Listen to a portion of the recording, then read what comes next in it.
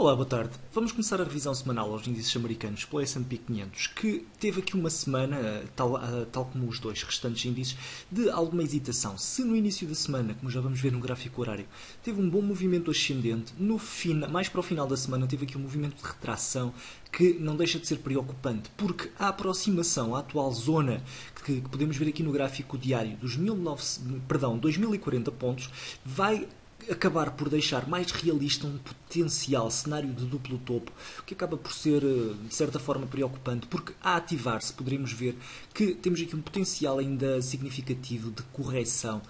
Se não é suficiente para colocar em causa o potencial de médio prazo, não deixa de ser, enfim, uma possibilidade, a aproximação aqui à zona dos 1960 pontos, que acaba por ser uma zona de suporte de médio e longo prazo, uma zona que, de certa forma, marcaria uma eventual decisão caso fosse quebrada em baixa.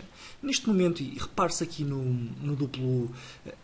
movimento que tivemos aqui de Head and Shoulders, eu tinha falado sobre ele durante a semana passada, tinha deixado aqui, na semana passada estávamos nesta zona a quando da análise, eu tinha deixado aqui a possibilidade de, se tivéssemos aqui uma quebra em alta do mesmo, poderíamos ter pelo menos uma vinda até à sua projeção.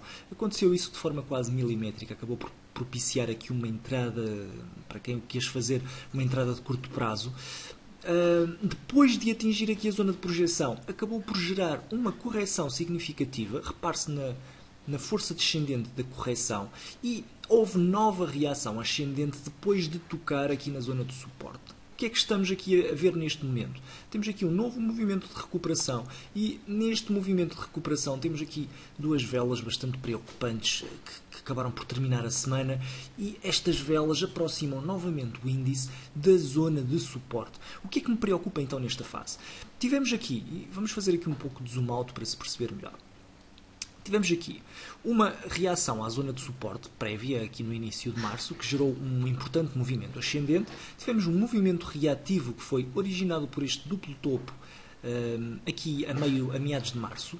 Depois tivemos um Head and Shoulders que acabou por gerar um movimento de reação ascendente que terminou aqui na zona dos 2081 pontos. Novo movimento descendente, nova reação à zona de suporte, mas a reação à zona de suporte foi menor. Então, quero com isto dizer o quê? Primeira reação, um grande movimento de reação ascendente até aos 2106 pontos, sensivelmente. Segundo contacto com a zona de suporte, nova reação, mas neste caso só até aos 2082 pontos. Terceiro ponto de reação, novo movimento ascendente, neste caso até aos 2063 pontos. Significa isto que as reações à zona de suporte estão a ficar cada vez mais ténues e que isto pode antever a possibilidade de um movimento corretivo major, ou seja, a ativação deste duplo topo e a correção até aos 1970 pontos. Para já é apenas um cenário teórico, mas que parece cada vez fazer mais sentido e que por isso não pode ser afastado. Ficará então para o S&P no curto prazo a indicação de neutral, apesar de estarmos aqui em cima do suporte do gráfico diário, ainda assim deixarei a indicação de neutral numa ótica de curto prazo, à espera para ver o que é que vai acontecer. No que diz respeito ao médio e longo prazo, para já então vamos continuar com esta grande zona como referência, nos 1970 pontos, e para já então não há qualquer temor em relação a uma eventual correção um pouco maior. Passando aqui para o Nasdaq, cenário semelhante, mas aqui com uma pequena diferença. Repare-se que neste caso em concreto estamos já muito mais próximos da ativação do duplo topo potencial. Tivemos também um movimento um pouco mais rápido de reação e podemos inclusive, já o tinha teorizado numa situação anterior, podemos inclusive ter aqui um movimento um pouco mais simétrico de topo e este atual momento ser um momento de distribuição.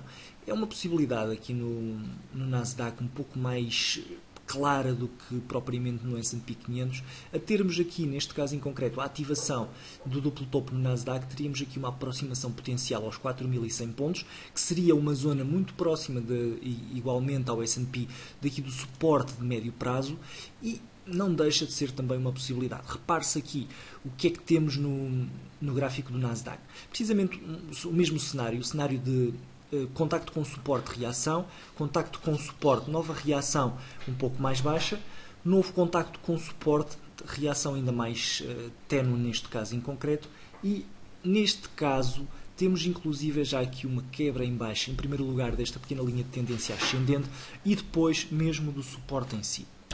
Numa ótica de médio e longo prazo, o cenário é muito semelhante ao do S&P 500. Temos aqui a grande referência nos 4.080 pontos. Para já é uma referência importante até por aquela o possível cenário de uma figura de topo a aparecer no índice. Por isso, a grande referência para o médio prazo será então os 4.088 pontos. Enquanto eles se mantiverem a salvos, o Nasdaq continuará numa ótica de médio e longo prazo altista.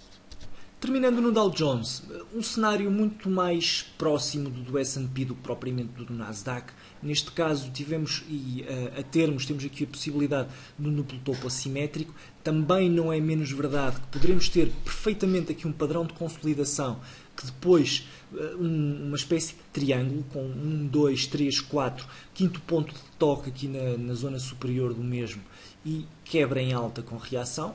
Podemos também perfeitamente ter um cenário inverso, ou seja, ter um contacto de 5 pontos e termos depois a quebra em baixa ao 6º ponto. Seria, neste caso, um triângulo de inversão. Como se sabe, os triângulos são sempre padrões muito difíceis de descortinar em relação à sua tendência, porque, em princípio, são padrões de continuação, mas podem perfeitamente ser padrões de inversão de tendência. Repare-se já agora, podemos estar aqui com um cenário muito semelhante àquele que tivemos, neste caso em concreto, entre dezembro e fevereiro no Dow Jones. Ponto 1, 2, 3, 4, 5.